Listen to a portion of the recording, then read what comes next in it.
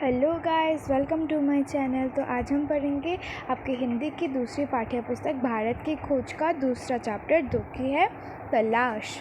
ठीक है, तो चलिए इस वीडियो को स्टार्ट करते हैं। तो इसका पहला पार्ट क्या है? भारत के अतीत की झांकी। मतलब हम इधर भारत के अतीत को एकदम ज़मीन से पढ़ेंगे, मतलब एकदम सतह से छू कर जाएंगे, उसको डीपली नहीं पढ़ेंगे। ठीक है, ओके। तो बीते हुए सालों में मेरे मन में भारत ही भारत रहा है। इस बीच मैं बराबर उसे समझने और उसके प्रति अपने प्रतिक्रियाओं का विश्लेषण करने की कोशिश करता रहा। मैंने बचपन की ओर लौटकर याद करने की कोशिश की कि मैं तब कैसा महसूस करता था और मेरे मन में इस अवधारणा ने कैसा धुंधला रूप ले लिया था और मेरे ताज़ा अनुभवों ने उसे कैसे संभाला। ठीक है, तो बोला गया है कि बीते कुछ सालों में, मतलब इन सालों में जवाहरलाल नेहरू जी के मन में भारत ही भारत था। मतलब भारत के लिए स्वतंत्रता प्राप्ति, भारत के लिए ये, भारत के लिए वो, मतलब उनके मन में भारत ही भारत बसती थी। इस समय में उन्होंने भारत को अच्छे से समझने और उसके प्रति प्रतिक्रियाओं का विश्लेषण करने की कोशिश की, मतलब उसको समझने की कोशिश की अच्छे से। तो फिर उन्होंने क्या किया?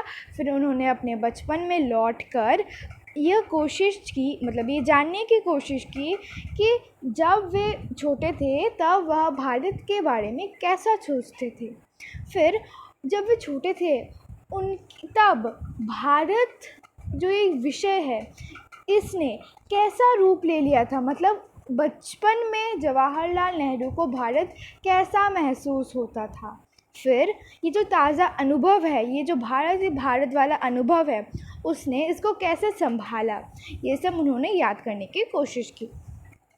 फिर उनके मन में ये प्रश्न आए, कुछ निम्नलिखित प्रश्न आए। ठीक है, आखिर ये भारत है क्या?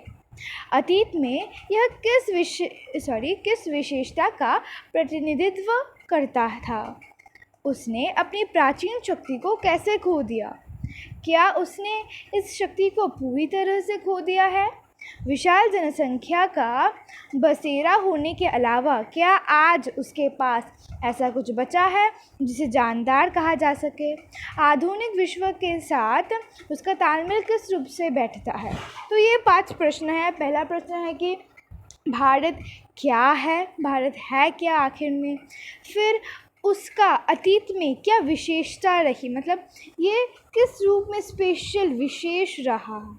ठीक है, फिर उसने जो बोलते हैं ना कि भारत सोने की चिड़िया थी, लेकिन वो थी नहीं है अब। तो उसने जो एक प्राचीन शक्ति को खो दी, वो उसने कैसे खोई।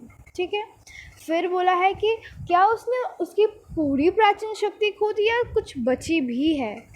फिर विशाल जनसंख्या का बसेरा होने के अलावा क्या आज उसके पास कुछ ऐसा बचा है? मतलब विशाल जनसंख्या तो है ही, बहुत सारे लोग तो भारत में रहते हैं, लेकिन इस विशेष चीज़ के अलावा क्या कोई चीज़ भारत में बच चुकी है जो विशेष या जानदार कहा जा सके? फिर आधुनिक विश्व में, मतलब आधुनिक विश्व में, मतलब उसके पास क्या काफ़ी टेक्नोलॉजी थी, विज्ञान था, ये सब क्या था, या फिर उसके साथ क्या उनकी तालमेल अच्छे से बन पाती थी? ठीक है, ये कुछ 5-6 प्रश्न उनके मन में आए। फिर भारत मेरे खून में रचा बसा था, इसके बावजूद मैंने उसे एक बाहरी आलोचक की नज़र से देखना शुरू किया। फिर उन्होंने बोला कि भारत उनके खून में बसा है। ये जनरल सी बात है, अगर हम भारत के नागरिक हैं तो भारत हमारे खून में बसना चाहिए। ठीक है, फिर उन्होंने मतलब भारत को समझने के लिए उन्होंने 5-6 प्रश्न अपने मन में उन्होंने उत्पन्न किए। फिर उन्होंने भारत को और अच्छे से जानने के लिए एक आलोचक, मतलब एक बाहरी तौर से देखा। मतलब वो भारतीय नहीं रहे, अब कल्पना में बोल रहे हैं, लेकिन अब वह भारतीय नहीं रहे, अब वह आलोचक, मतलब घूमने जो आते हैं उन लोगों की तरह देखने लगे भारत को। ठीक है, ऐसा आलोचक जो वर्तमान के साथ साथ अतीत के बहुत से अवशेषों को जिन्हें उसने देखा था नापसंद करता है। तो वो कुछ ऐसा आलोचक बनना चाहता था, वे ऐसा आलोचक की तरह देखना चाहता था, भारत को समझना चाहता था जो इसके अवशेषों को नापसंद करे। क्यों? क्योंकि देखिए, अगर हम एक चीज़ को अच्छी तरह से जानना चाहते हैं तो उसका जो मेरिट्स और डिमेरिट्स दोनों हमें समझना होगा, ठीक है। तो उन्होंने तो भारत की अच्छी जो है वो तो उनको पता ही थी, लेकिन वह अब बुरी जो डिमेरिट्स है उनको समझना चाहते थे, ठीक है। फिर एक हद तक मैं उस तक पश्चिम के रास्ते से होकर पहुंचा, मतलब वो वेस्ट से आए, ठीक है। मेरे भीतर शंकाएं सिर उठा रही थी, मतलब उनके मन में क्वेश्चंस जाग रही थी। क्या मैंने भारत को जान लिया है? फिर देखिए, जब अभी वो भारतीय नहीं रहे, अब वो एक बाहर से आए हुए इंसान है, तो उन्होंने अपने आप से पूछा कि क्या मैंने भारत को जान लिया है? तो उन्होंने नहीं जाना है, इसीलिए वो अभी जानेंगे। मैं जो उसके अतीत की विरासत के बड़े हिस्से को खारिज करने का साहस कर रहा हूँ, मतलब वो जो डिस्कवर करना चाहते हैं, मतलब वो जो खुलासा करना चाहते हैं उसके अतीत का, इतना बड़ा जो काम वह करना चाहते हैं, क्या वो कर सकते हैं? ठीक है, लेकिन अगर भारत के पास कुछ नहीं होता जो बहुत जीवंत और टिकाऊ रहा, वह बहुत कुछ जो सार्थक है, तो भारत का वजूद उस रूप में नहीं होता जैसा आज है, और हम हज़ारों वर्षों तक अपने सभ्य अस्तित्व की पहचान इस रूप में कदापि बनाए नहीं रख सकते थे। वह विशेष तत्व आखिर क्या है? ठीक है, तो देखिए, इधर बोला गया है कि अगर भारत के पास, देखिए हमारे देश में क्या होता है कि एकता तो है, ये तो हमें पता है कि एकता है, इसीलिए तो स्वतंत्रता मिली, लेकिन ये जो एकता है वो आधा अधूरा है। तो उन्होंने, लेखक ने कहा है कि यदि भारत के पास ये अधूरा एकता ना होती तो हम गुलाम नहीं बनते। अगर पूरी एकदम अच्छा वाला एकता होती, मतलब एकदम फुल्ली एकता अगर होती, तो हम लोग स्वाधीन रहते, लेकिन हम अधूरे एकता है, इसीलिए हम गुलाम हैं। किसके? अंग्रेज़ों के। तो उन्होंने कहा कि अगर भारत के पास ये अधूरा एकता नहीं होती तो भारत की दशा ऐसी नहीं होती, वो गुलाम नहीं होता, और ये जो हज़ारों वर्षों से वो अंग्रेज़ों की गुलामी कर रहे हैं, ये सभ्य भी वो चला नहीं सकते थे, मतलब वो ऐसा नहीं कर पाते थे अगर ये पार्शियल एकता नहीं रहती थी, ठीक है। तो वो विशेष तत्व आखिर क्या है, वो जानना चाहते कि ये विशेष तत्व क्या है। फिर मैं भारत के उत्तर पश्चिम में स्थित सिंधु घाटी के मोहनजोदारो के एक टीले पर खड़ा था। तो वो अभी इमेजिनेशन कर रहे हैं, ठीक है, वो अभी सच में तो नहीं गए हैं, वो तो अभी जेल में हैं।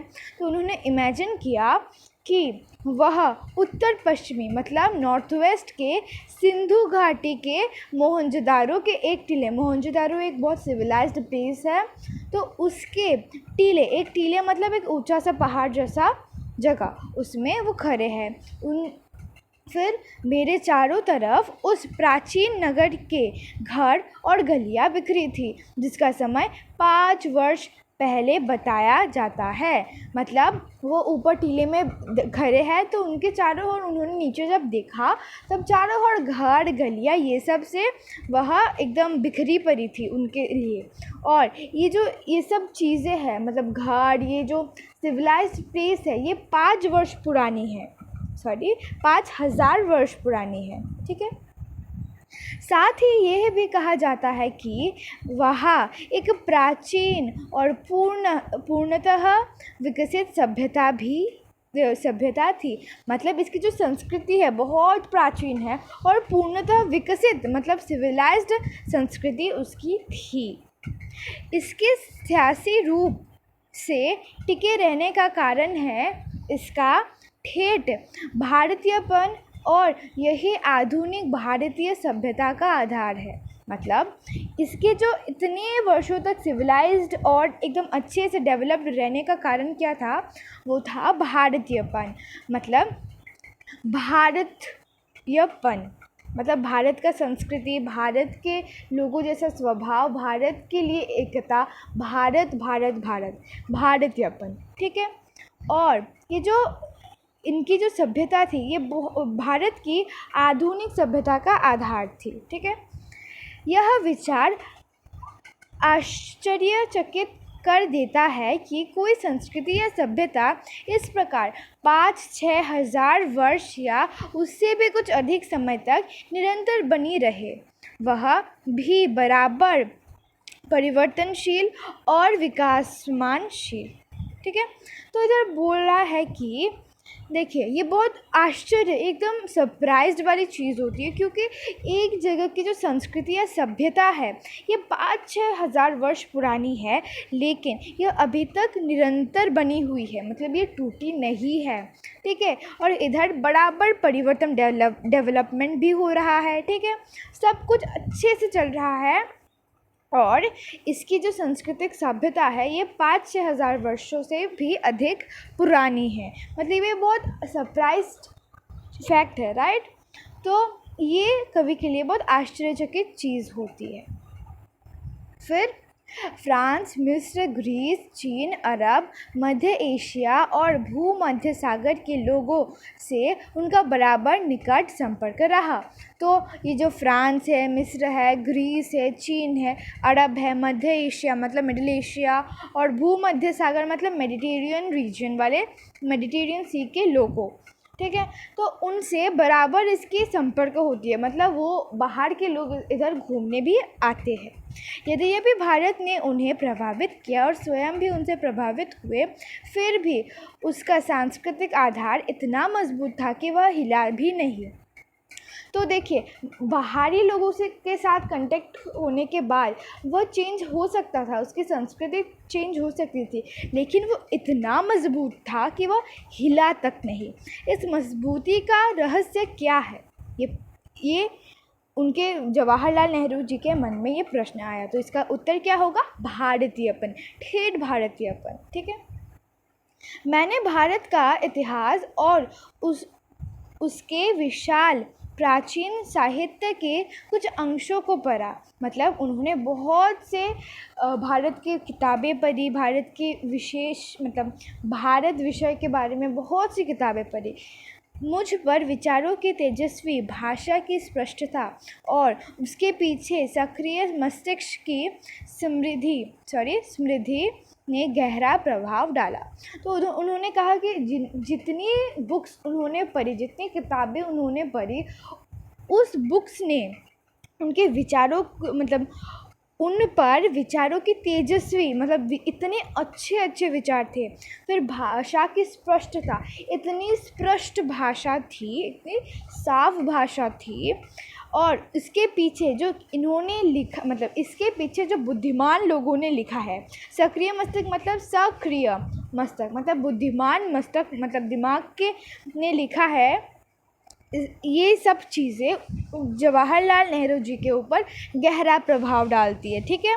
मैंने उस पराक्रमी यात्रियों के साथ भारत की यात्रा की जो सुदूर अतीत में यहाँ चीन तथा पश्चिमी और मध्य एशिया से आए थे और अपनी यात्राओं के दास्तान छोड़ गए। मतलब ये देखिए, ये ट्रैवल तो नहीं करे, यात्रा तो नहीं करे, लेकिन वो किताबों को ऐसे पढ़ रहे हैं कि वह सच में यात्रा करे, मतलब सच में उसको देख रहे हैं ताकि वो अच्छे से समझ सके।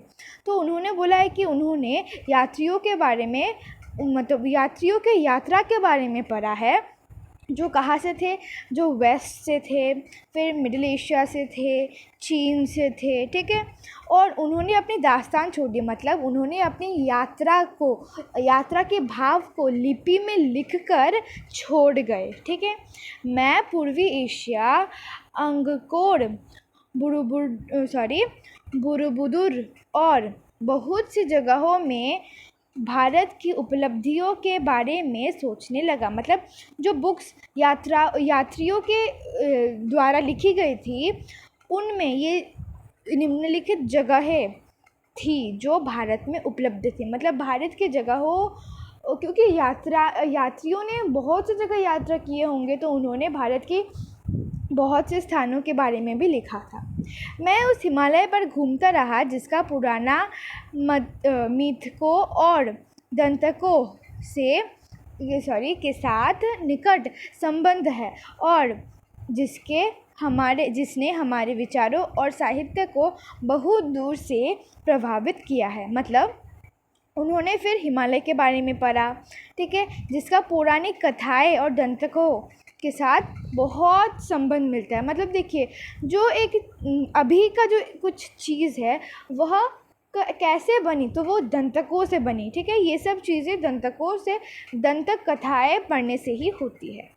फिर पहाड़ों के प्रति मेरा प्रेम ने और कश्मीर के साथ मेरे खून के रिश्ते ने मुझे उनकी ओर विशेष रूप से आकर्षित किया। मतलब पहाड़ से उनका प्रेम तो था ही, और कश्मीर में उनके पूर्वपुरुष जो रहते थे उससे वह रिलेट करते हैं ना, इसीलिए वह पहाड़ों से मतलब बहुत ज़्यादा अत्यधिक रूप में एकदम आकर्षित थे। इस महान पर्वत ने से निकलकर भारत के मैदानों में बहने वाली भारत की विशाल नदियों ने मुझे बहुत आकर्षित किया, और इतिहास के अनगिनत पहलुओं की याद ताज़ा की। मतलब इन बहने वाली नदियों ने उन्हें बहुत आकर्षित किया, और उनको मतलब बहुत कुछ चीज़ें हम लोग नहीं जानते, तो इन नदियों ने उनको भी सुलझा दिया। इंडस या सिंधु, जिसके आधार पर हमारे देश का नाम पड़ा इंडिया और हिंदुस्तान, और जैसे पार करके हज़ारों वर्षों से यहाँ जातियाँ और कबीले, काफ़िले और फ़ौजें आती रही है। तो उन्होंने सिंधु रिवर के बारे में बोला है, जिसके आधार पर हमारे देश का नाम रखा गया। मतलब इस सिंधु रिवर को ना इंडस रिवर कहा जाता था, तो इंडस से इंडिया का उत्पत्ति हुआ, इंडिया शब्द का उत्पत्ति हुआ, और इसी नदी को पार कर बाहर से मतलब अलग अलग जातियाँ वो हमारे देश में प्रवेश करते हैं, ठीक है। फिर बोला है कि ब्रह्मपुत्र के बारे में, तो ब्रह्मपुत्र इतिहास के मुख्य धारा से लगभग कटी हुई पर पुरानी कथाओं में आज भी जीवित उत्तर पूर्वी पहाड़ों के हृदय में पड़ी गहरी दरारों के बीच से बरबस मार्गे बनाती हुई भारत में प्रवेश करती है, और फिर पहाड़ों और जंगलों से भरे मैदान के बीच शांत रमणीय धारा के रूप में बहने लगती है। मतलब ये जो ब्रह्मपुत्र है ये आसानी से नहीं, ये कटी कुटी रास्तों से आई है, जो उत्तर पूर्वी दिशा के पहाड़ों से, मतलब उनके पहाड़ों के हृदय से, मतलब उनके जो जगह होते हैं ना, टेढ़े मेढ़े जगह से होकर शांत रमणीय एकदम मतलब देखिए, वह पहाड़ों से आए, कटी फुटी रास्तों से आने के बाद वह जंगलों से बहते मैदान में चले गए और रमणीय धारा के रूप में बहने लगे। मतलब शांत रिवर की तरह वह बहने लगे, ठीक है। फिर यमुना, जिसके चारों ओर नृत्य, उत्सव और नाटक से संबंध न जाने कितनी पौराणिक कथाएं एकत्र है, ठीक है। फिर हमारी आती है यमुना नदी। हम लोगों को तो पता ही है कि श्री कृष्ण की जो बचपन की जो बाल लीला है, जो नृत्य है, जो वो करते थे, वो सब इस नदी से ही जुड़ी हुई है। तो यमुना नदी के संबंध में बहुत से पौराणिक कथाएं एकत्रित होती है, ठीक है। इन सबसे बढ़कर है भारत की नदी गंगा। अभी हम लोग आएंगे गंगा नदी पर। क्या है ये? जिसने इतिहास के आरंभ से ही भारत के हृदय पर राज किया और लाखों की तादाद में लोगों को अपने तटों की ओर खींचा है, ठीक है। तो ये जो गंगा है, गंगा नदी के उत्पत्ति के बाद से ही वह भारतीयों के हृदय में राज करती है। मतलब वह इतनी पवित्र है कि वह हर भारतीय नागरिक के हृदय में बसती है, ठीक है। और जिसका इतिहास तो मैंने आपको बता ही दिया है, और लाखों लोग इसके तटों में खींचे चले जाते हैं, मतलब इसमें स्नान करने चले आ जाते हैं। क्यों? क्योंकि हमारे भारतीय सभ्यता में एक चीज़ मानी जाती है कि गंगा नदी में स्नान करने से हमारे सारे पाप धुल जाते हैं। ठीक है। प्राचीन काल से आधुनिक युग तक गंगा की गाथा भारत की सभ्यता और संस्कृति की कहानी है। तो ये जो गंगा नदी है, यह भारत की सभ्यता के प्राय बोल रही हूँ, ठीक है, सभी नहीं, तो प्राय कुछ मतलब बहुत सी एकदम मेजॉरिटी वाली कहानियों में गंगा होती है, मतलब गंगा से रिलेटेड कहानी होती है। फिर एक सेकेंड, ओके। फिर मैंने पुराने स्मारकों और भग्नावशेषों को और पुरानी मूर्तियों और भित्ति चित्रों को देखा। अजंता, इलोरा, एलिफेंटा की गुफाओं और अन्य स्थानों को देखा। मतलब उन्होंने बहुत सी जगहों को देखा। अभी वह मतलब अपने रियलिटी के बारे में बात कर रहे हैं कि उन्होंने बहुत सी जगहों का यात्रा की, उनको देखा, जैसे कि इलोरा, फिर अजंता। फिर उन्होंने क्या देखा कि गुफाओं में जो चित्र बनाते हैं ना, गुफाओं के अंदर जो चित्र बनाते हैं वो मतलब उनको भी जवाहरलाल नेहरू जी ने देखा। मैंने आगरा और दिल्ली में कुछ समय बाद बनी खूबसूरत इमारतों को भी देखा, जहाँ का प्रत्येक पत्थर भारत के अतीत की कहानी कह रहा था। तो उन्होंने दिल्ली और आगरा के मतलब आगरा को भी देखा, जो बहुत ही खूबसूरत इमारत है, बहुत ही सुंदर जगह है, और उसके प्रत्येक पत्थर मतलब वह जिस पत्थरों से बनी है, प्रत्येक पत्थर में कुछ ना कुछ अतीत की कहानी, भारत के अतीत की कहानी कह रहा था। ठीक है।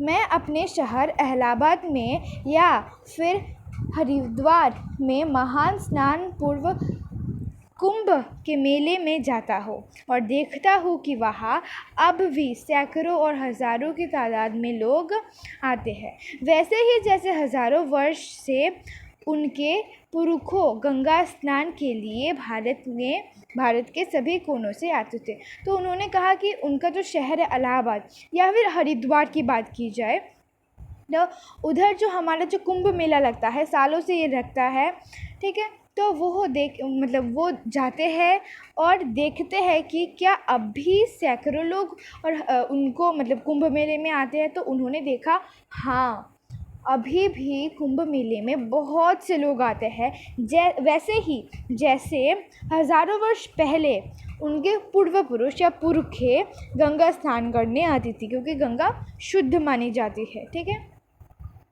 मुझे 1300 साल पहले चीनी यात्रियों और कुछ दूसरे लोगों द्वारा लिखे इन पर्वों के वर्णन की याद आ जाती है, वो कि उस समय भी ये मेले पुराने पड़ चुके थे और अनजाने प्राचीन काल में गुम हो गए थे।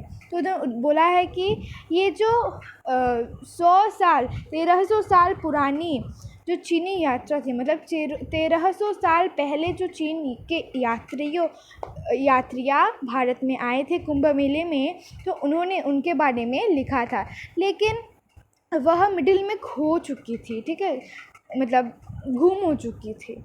मुझे हैरत होती है कि वह कौन सी प्रबल आस्था थी जो हमारे लोगों को अनगिनत पीढ़ियों से भारत की इस प्रसिद्ध नदी की ओर खींच रहा है।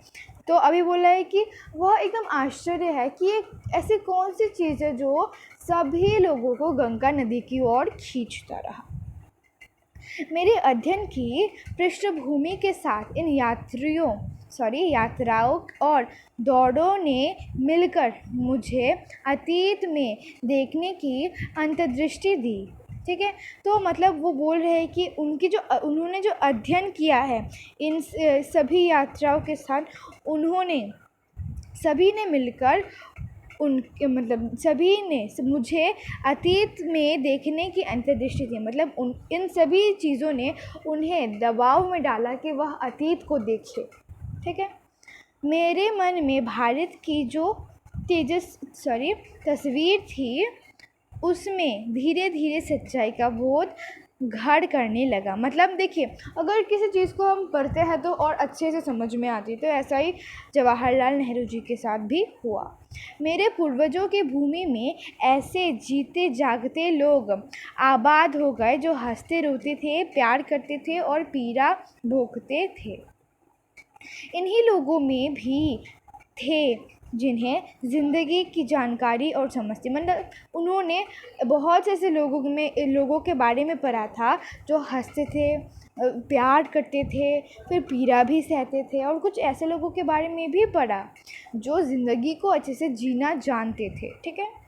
इस अतीत के सैकड़ों सजीव चित्र मेरे मन में भरे थे। मतलब उन्होंने जो बुक्स पढ़ी थी उनमें इन सभी यात्राओं या यात्रियों के बारे में लिखा था, इन सभी लोगों के बारे में लिखा था। ठीक है। तो उन्होंने जो ये बुक्स पढ़ी तो उनको इनकी चित्र याद थी। ठीक है। फिर इस अतीत के सैकड़ों सजीव चित्र मेरे मन में अभी भी भरे थे।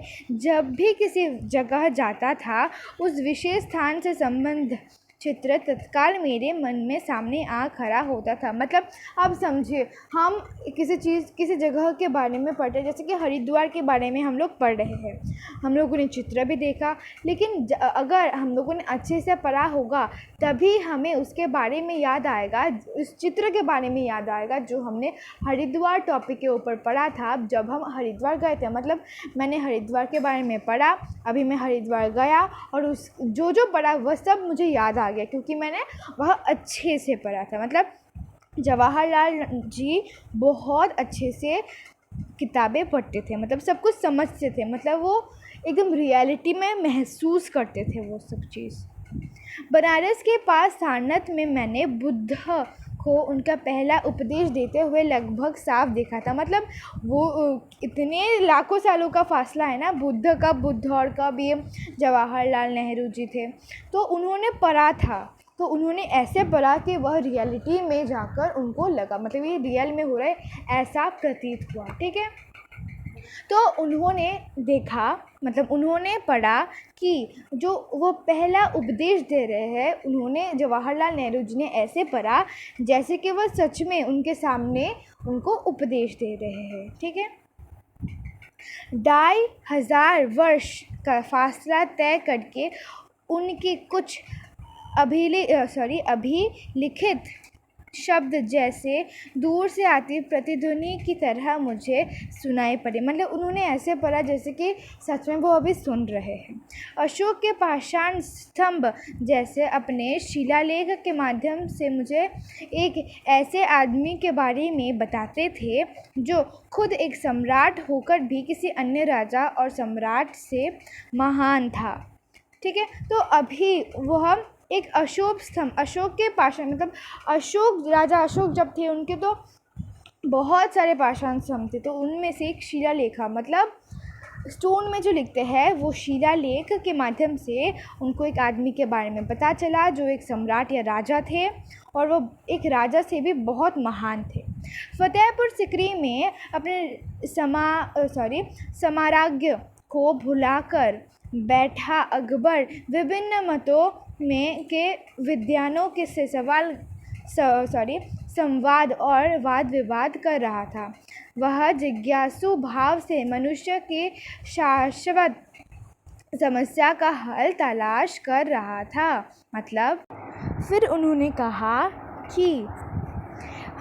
कि फतेहपुर सिकरी में अपने राज्य को बुलाकर, मतलब साम्राज्य के राजा जो थे, ये जब सब चीज़ भुलाकर अकबर बैठे थे सारे मनुष्य की समस्या को जानने के लिए, अपने प्रजाओं की समस्या को जानने के लिए बैठे थे। फिर इस तरह भारत के इतिहास की लंबी झांकी अपने उतार चढ़ावों के और विजय पराजयों के साथ जैसे धीरे धीरे मेरे सामने खुलती जा रही थी। मुझे इतिहास के 5000 वर्षों से चला आ रही इस सांस्कृतिक परंपरा की निरंतर में कुछ विलक्षणता प्रतीत होती है। यह परंपरा जो दूर दूर तक जनता में फैली थी और जिसने उन पर गहरा प्रभाव डाला था। मतलब बोला है कि ये सब चीज़ें पढ़ने के बाद उन्हें समझ में आती है कि कैसे पीढ़ी से पीढ़ी इन सब चीज़ों का तय कर एक भारत का सांस्कृतिक परंपरा निरंतर चली आ रही है। ठीक है, तो इससे हम लोगों ने पहला पार्ट कंप्लीट कर लिया है। कैसा लगा आपको? अगर अच्छा लगे तो लाइक करिए, शेयर करिए। अगर आपका कोई प्रश्न रह गया हो तो कमेंट बॉक्स में ज़रूर बताइएगा। और अगर आप मेरे चैनल में न्यू हो तो प्लीज़ सब्सक्राइब करिएगा। धन्यवाद।